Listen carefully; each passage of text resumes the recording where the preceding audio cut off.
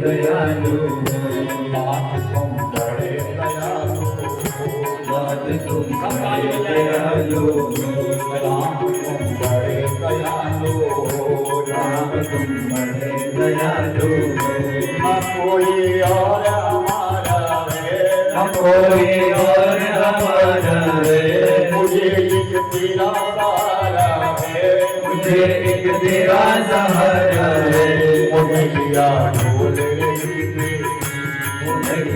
डोल रही तेरे रघुदिया करो न तुम तेरे रघुदिया करो न तुम तेरे राम तुम बड़े दयालु राम तुम बड़े दयालु राम तुम बड़े दयालु राम तुम बड़े दयालु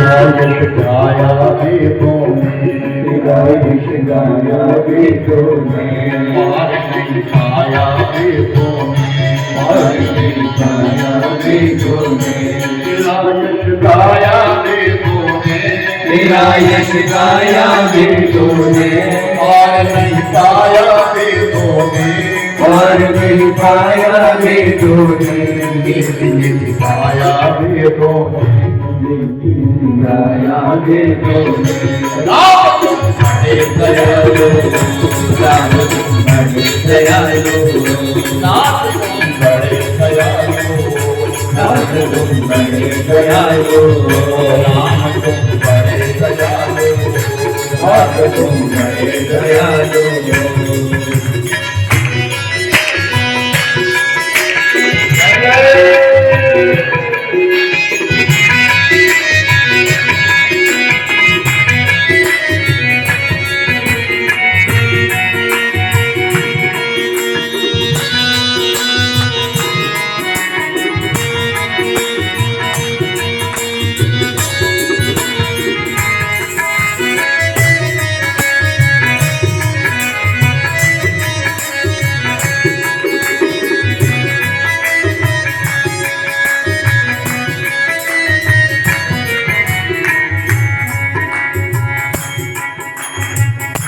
भले हैं बुरे हैं तेरे भले हैं बुरे हैं तेरे हैं यही सच्चाई है ये बिल्कुल सच्चाई है मालिक से यही तो कहो क्या भले हैं बुरे हैं तेरे भले हैं बुरे हैं तेरे तेरी महिमा के तेरे तेरी महिमा के तेरे भले हैं बुरे तेरे भले हैं बुरे तेरे तेरी माया के तेरे तेरी माया के तेरे भले हैं बुरे तेरे भले हैं बुरे तेरे तेरी माया के तेरी माया के तेरे फिर भी बालक हम तेरे फिर भी बालक हम तेरे राम तुम बड़े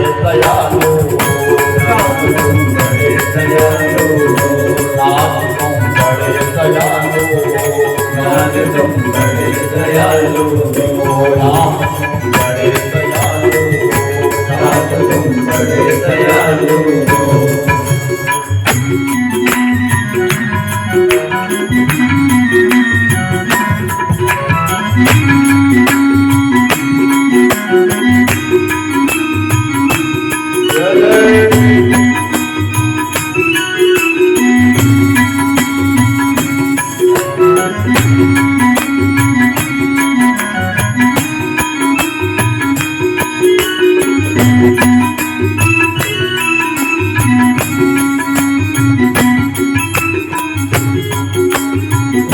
जन्म जन्म का भूला पिया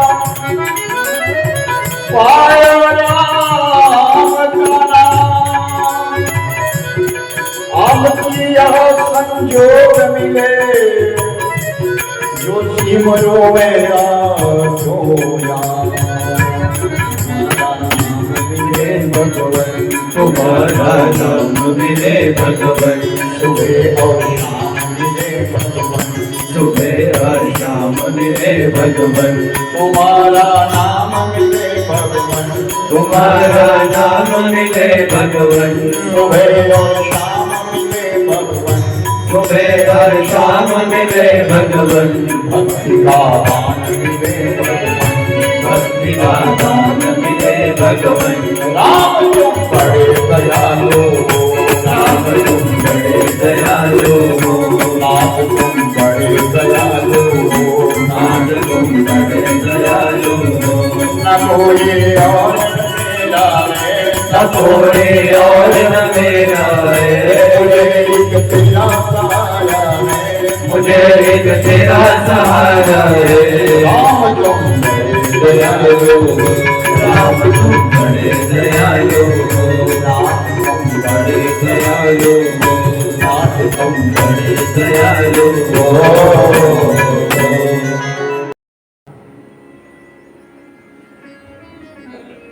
बड़ी सरल कविताएं थी उनकी, बहुत सरल कविताएं, और बहुत जगह मिली है लोगों को पढ़ने के लिए। मैंने भी बड़ी कोशिश करी कि उनका लिटरेचर पाने के लिए कहीं ना कहीं से उनका साहित्य मिले। तो मुझे भी छोटा सा प्रसंग मिला था एक, जिसमें कहा है, हमें निज धर्म पर चलना सिखाती रोज रामायण। क्या हमें निज धर्म पर चलना सिखाती रोज रामायण। सदा शुभ आचरण करना सिखाती रोज रामायण।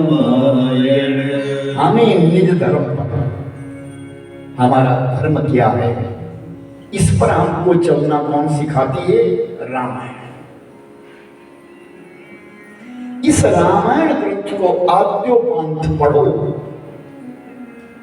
मैं सब माताओं बहनों से कहूंगा और भाई बंधुओं से भी कहूंगा, सावन और भादो 2 महीने कैसे हैं जो राम के नाम से इस कथा के विशेष कहेंगे। सावन और भादो जिसमें शिव पुराण पढ़ा जाता है, तो कहें कि अपने घरों में इस राम कथा को सब लगाओ, चौपाई और 2 ही ना पढ़ो, इनका अर्थ भी पढ़ो साथ। तो जब तुम इस रस को पी लोगे, दुनिया के रस तुमको फीके लगेंगे। इस रामायण में लिखा है पिता का कर्तव्य क्या है। इस मानस इस ग्रंथ में लिखा है मां का कृत्य क्या है, पुत्र का माता पिता के प्रति क्या कर्तव्य है, भाई का भाई के प्रति क्या कर्तव्य है, पत्नी का पति के प्रति स्नेह कितना है, और पति का पत्नी के प्रति क्या उद्देश्य है। ये सब इस ग्रंथ में लिखा है। अपनी जन्मभूमि के बारे में क्या लिखा है, अपने देश के बारे में क्या लिखा है, अपने धर्म के विषय में क्या लिखा है, ये सब रामायण में लिखा है। जिन्हें संसार सागर से उतर कर पार जाना हो, उन्हें सुख से किनारे पर लगा दी रोज रामायण। हमें निर्धर्म पर चलना सिखाती रोज रामायण। इस रामचरितमानस की जितनी महिमा गाई जाए उतनी कम है। 18 पुराणों से अलग है ये रामचरितमानस। गृहस्थ किसी ने जीना है तो रामायण से सीखे। एक साधु थे, वो हमेशा अपने पास रामायण का गुटखा खाते थे। जहां इनको फुर्सत मिलती तुरंत उस गुटके को खोल देते और पाठ शुरू कर देते। तो एक ट्रेन में बैठे थे, रेलगाड़ी में बैठे थे, तो लोग अपनी अपनी गप्पे मार रहे हैं दुनिया भर की। साधु अपना पुस्तक पढ़ रहा है। स्टेशन आया, उनको उस स्टेशन से अपनी ट्रेन बदलनी थी, दूसरी ट्रेन में बैठना था। तो साधु के साथ एक जोड़ा और है, वो बिल्कुल नया जोड़ा है, नई शादी हुई है उनकी, और वो भी बाबा के साथ बाहर उतरे हैं। बाबा को देख करके बार बार चिढ़ रहे हैं, ये बाबा देखो जहाँ कहीं देखे वहीं कुछ पढ़ने लग जाता है, पता नहीं क्या करता रहता है ये। ऐसे आपस में बोलते रहते थे। बाबा अपने बैठा अपने पढ़ने लग गया। दूसरी ट्रेन का इंतजार था, और जब ट्रेन आई तो बाबा ने अपना ग्रंथ बंद किया अपने और चढ़ गए। तो जब चढ़ गए, ट्रेन में चढ़ गए, और पीछे वो कपल भी चढ़ना था, उसने वो तो चढ़ गया, पत्नी बाहर रह गई, भीड़ बहुत थी। वो मर्द तो चढ़ गया लेकिन पत्नी बाहर रह गई। और अंदर गया तो क्या देखा, बाबा सीट के ऊपर बैठा है और बाबा ने फिर अपनी किताब वही खोली है, रामायण खोली है और उसे पढ़ रहा। तो उस कपल को बड़ा उसका आदमी के लिए बड़ा गुस्सा आया, मेरी पत्नी छूट गई, अब ट्रेन चल पड़ी है, और इधर ये देखो ये फिर वो किताब पढ़ रहा है। तो गुस्सा बाबा के ऊपर उतारने लग गया। अरे बाबा क्या मेरी किताब में रखा हुआ है? बाबा ने कहा इसमें क्या है, इसमें क्या नहीं, तू बता इसमें क्या नहीं। लगता तो तू पढ़ा लिखा है, पर तू ये बता कि इस मेरी ग्रंथ में क्या नहीं है। तो वो व्यक्ति कहता क्या इसमें ये लिखा कि मेरी पत्नी पीछे रह जाएगी? कि हाँ ये भी लिखा हुआ था, लेकिन तूने पढ़ा नहीं। बोले कैसे? कि इसमें जब प्रसंग देखो, जब केवट का प्रसंग आता है, तो केवट के प्रसंग के बीच में जब नौका में भगवान राम बैठना चाहते हैं तो पहले सीता को बिठाते हैं, फिर स्वयं बैठते हैं। तू मूर्ख है, खुद चढ़ गया और पत्नी तेरी बाहर रह गई।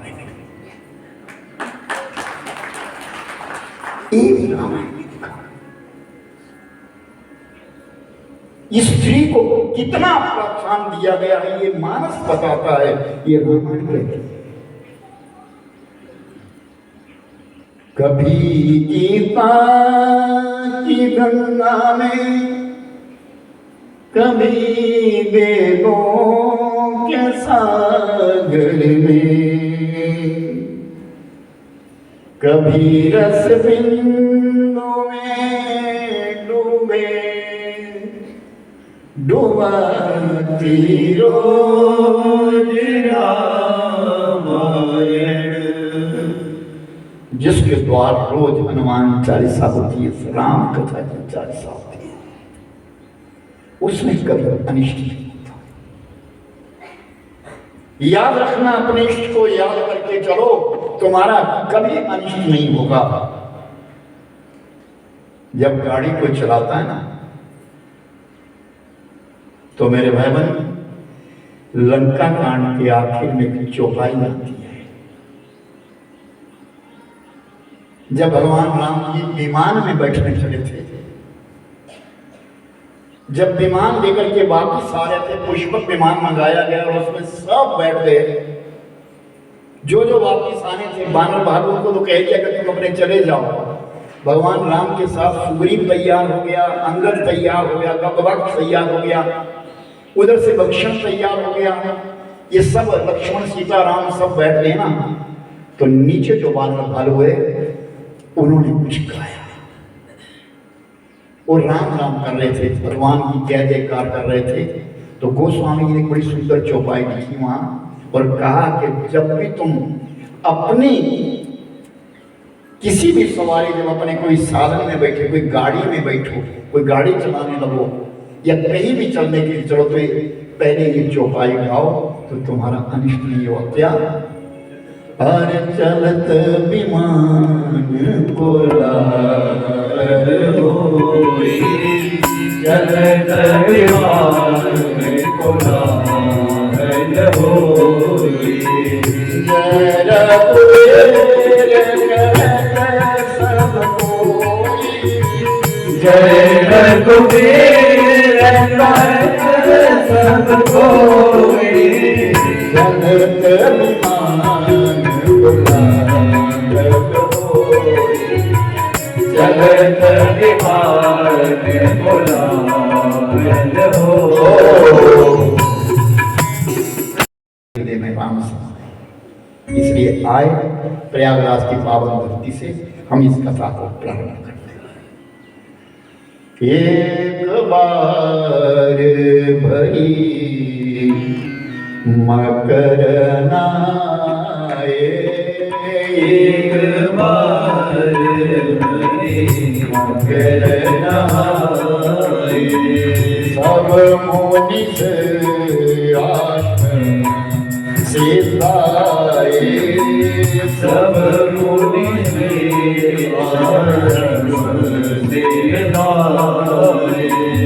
जाग बलक मुनि परम विवेकी, याद मन परम विवेकी, भरद्वाज राखे पद की, भरद्वाज राखे पद के, श्री राम जय राम जय जय राम, श्री राम जय राम जय जय राम, श्री राम जय राम जय जय राम, श्री राम जय राम जय जय राम।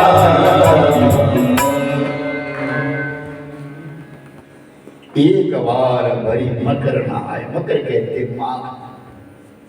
माघ का महीना था। बहुत सारे साधु संत प्रयागराज की धरती में इकट्ठे हुए। एक महीना भर सत्संग चला। जहां साधु संत इकट्ठे हो जाए वहां सत्संग होता है, सत्संग चला है। और उस सत्संग को करवाने वाले प्रयागराज के बीच में जो रहते हैं उनका नाम है भरद्वाज। क्या नाम है? भरद्वाज। भरद्वाज जी ने देखा कि अब ये विश्राम ले रहा है, अब ये सत्संग पूरा हो रहा है, एक महीना पूरा हो रहा है, तो तैयारी करने लगे। विदाई देनी है सबको। तो जितने भी ऋषि मुनि आए थे सबको विदाई देने लगे, उपहार दे रहे, कुछ ना कुछ दे रहे, कुछ ना कुछ दे रहे। तो सबसे वृद्ध ऋषि जो थे उनका नाम था याज्ञवल्क्य, जो कथा सुनाते थे। जब वो जाने लगे तो पांव पकड़ दिया, रुक जाइए, नहीं अब मुझे भी जाना है। एक महीना हुआ है, अपने आश्रम में जाना है, सब अपने अपने धाम में चले गए, रुक जाइए, मेरे मन में एक संशय रह गया, मेरे मन में एक संशय रह गया। जब ये बात कही तो याज्ञवल्क्य जी महाराज एकदम विचार करने लगे। मैंने एक महीना भर कथा गाई और मेरा यजमान जो कह रहा है कि मेरे मन में संशय रह गया, तो मुझे इसको संशय को छोड़ करके नहीं जाना है। कहो क्या संशय तुम्हारे मन में?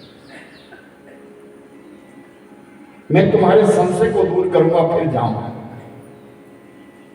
तो भरद्वाज मुनि कहते हैं, एक राम अवधेश कुमारा, तिनका चरित विदित संसार, नारी विरह दुख ने अपारा, भय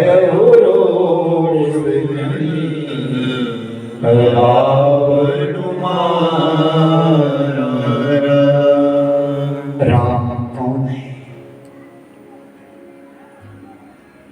प्रश्न किया कि राम कौन है? एक राम को अयोध्या में पैदा हुआ, अवध कुमार नाम था उसका, और राम कहते उसकी तीन कहें चरित्र विदित संसार, उसके चरित्र को दुनिया जानती है। कैसी थी? उसकी नारी को रावण चुरा करके ले गया, और उस राम के अंदर इतना गुस्सा आया, इतना क्रोध आया कि क्रोध के बीच में रावण भी मार दिया। क्या वो राम भगवान है? कौन है राम? एक राम दशरथ का बेटा, एक राम घट घट में लेना, एक राम का सकल पसारा, एक राम है सबसे न्यारा। कौन है राम? एक राम तो दशरथ का बेटा हुआ, एक राम वो है जो घट घट में लेटा है, सबके घट घट में है, राम तो सबके मन में है। एक राम का सकल पसारा, एक राम पूरे संसार का है, वो कौन है? एक राम सबसे न्यारा, और वही राम सबसे न्यारा वो कौन है? वही राम दशरथ का बेटा, वही राम घट घट में लेना, वही राम सकल पसारा, वही राम सबसे वही राम, वही दशरथ का बेटा राम है, वही घट घट में लेटा है, सकल में भी संसार में भी वही है, वही सबसे न्यारा, उसकी विचित्र लीला है। कैसी लीला है? जब इतनी बात आई, कैसी लीला है? तब कहा कि सुनो, कैलाश पर्वत के ऊपर भगवान शंकर जी बैठे हैं, साथ में सती है। याज्ञवल्क्य मुनि कहने लगे, अकेला वक्ता और अकेला श्रोता, सुनने वाला एक, सुनाने वाला एक। गजब की बात है। प्रयागराज की वो धरती, कोई और नहीं है, कोई जीव नहीं है, कोई बच्चा नहीं है वहां पे, खाली भरद्वाज मुनि बैठे सुनने के लिए, और याज्ञवल्क्य कथा कह रहे हैं। और मेरे भाई बहन, वो कथा आज भी चली है। हम उस कथा को सुन नहीं सकते, हम उस कथा को देख नहीं सकते।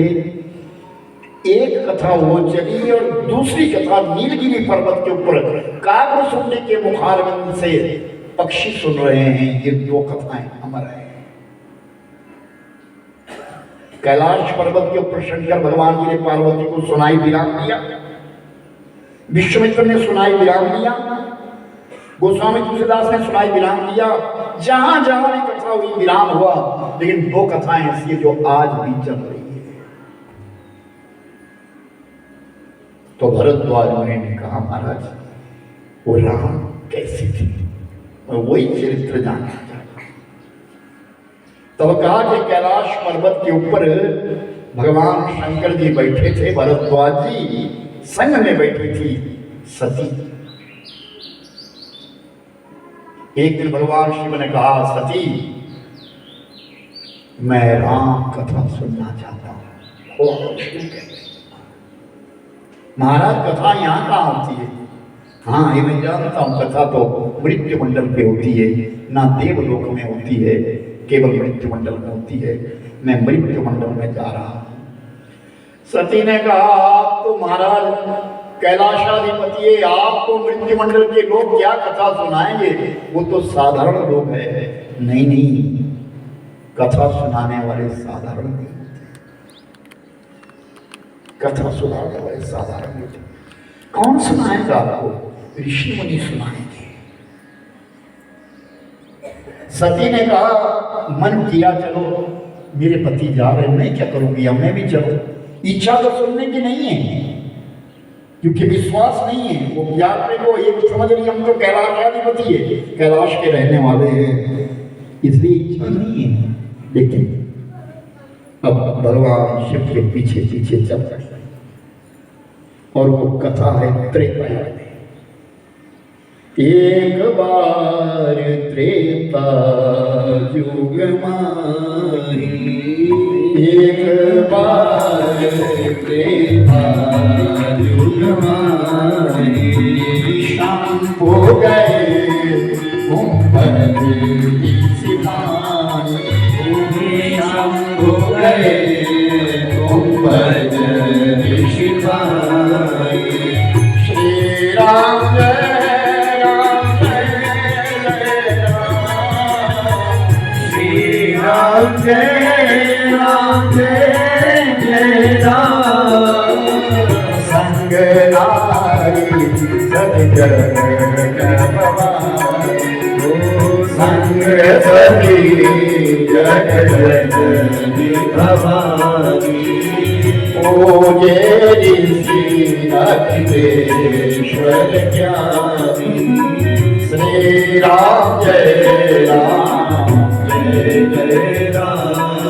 ओ श्री राम जय जय राम, श्री राम जय राम जय जय राम।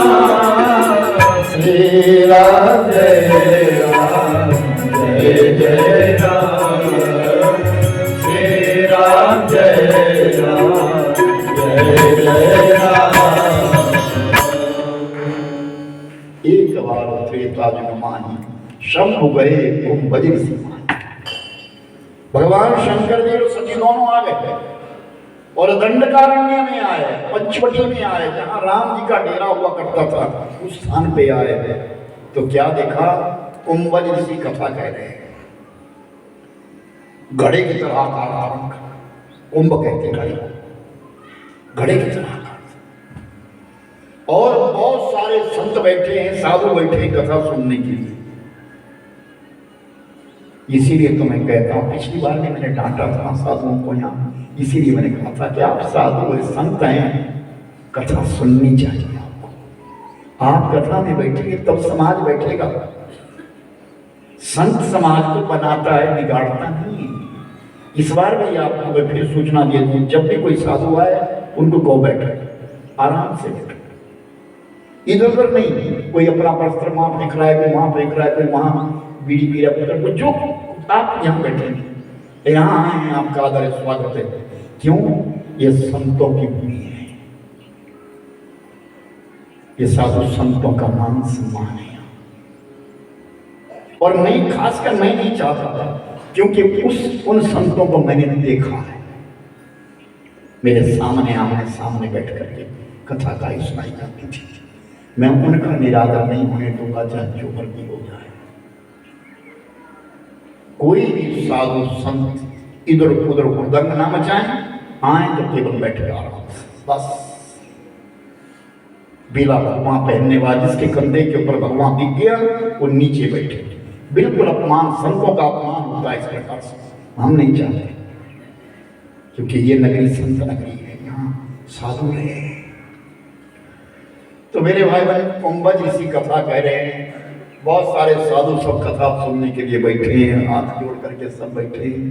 भगवान शिव और सती आए, जैसे भगवान शिव और सती आए, सारा समाज खड़ा हो गया और कुंभज ऋषि के पास भगवान शंकर और सती ने नमन किया, ग्रंथ के लिए आसन दिया और बैठ गए, कथा सुनने लगे। कथा सुनत पति गुण गाथा, कछुताई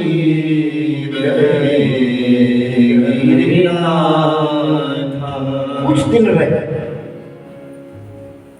राम कथा सुनने के लिए कुछ दिन रहे, अपने प्रभु की अपनी इष्ट की कथा सुन रहे हैं भगवान शिव, सती नहीं सुन रही है। और जब वो विदा मोने सन विदा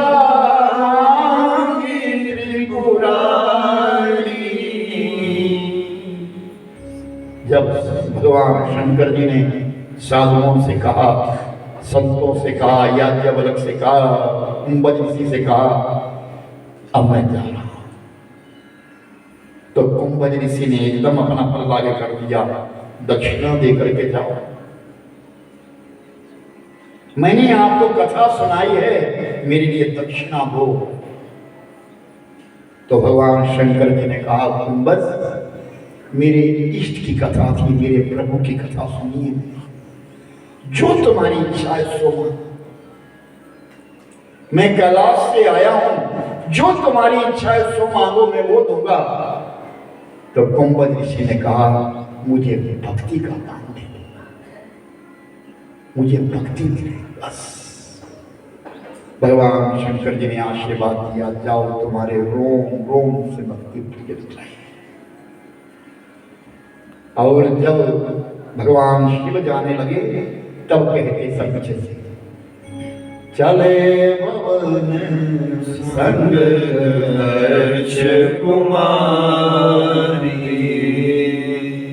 भगवान शिव जा रहे, जब आए थे तब कहते संग सती जग जननी भवानी। शिव अकेले नहीं आ रहे, सब साधु संत कह रहे, जगत की मां साथ में आई कथा सुनने के लिए। कौन? सती। फिर कुंभज ऋषि ने देख लिया इसका मन कथा में नहीं है, क्योंकि प्रवक्ता जानता है कौन कथा सुन रहा है, कौन टाइम पास कर रहा है, सब पता होता है। तो याज्ञवल्क्य ऋषि कहते, भरद्वाज जी, जिस समय सती जाने लगी ना, तो जब आई थी सबने जगमाता कहा था, जगत की माता आई थी, लेकिन अब जब जा रही है तो सब कहने लगे, संग चले संग दक्ष कुमारी। भगवान शंकर जी जा रहे हैं और इनके पीछे पीछे कौन जा रहा है? दक्ष कुमारी, दक्ष की कन्या जा रही है। इसको राम से प्रेम नहीं है, इसने राम कथा नहीं सुनी, ये जगत की जननी नहीं है, दक्ष की कन्या है, दक्ष प्रजापति की कन्या है।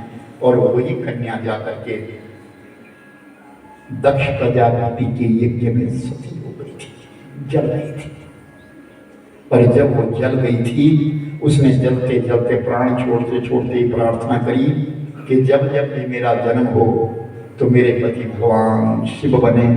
दूसरे जन्म में वो पार्वती हुई, और उसी पार्वती ने फिर भगवान शंकर जी से कहा, प्रभु कथा नहीं सुन सकी हूँ, अब आप मुझे सुनाइए राम कथा क्या है। पूरी राजा रामचंद्र भगवान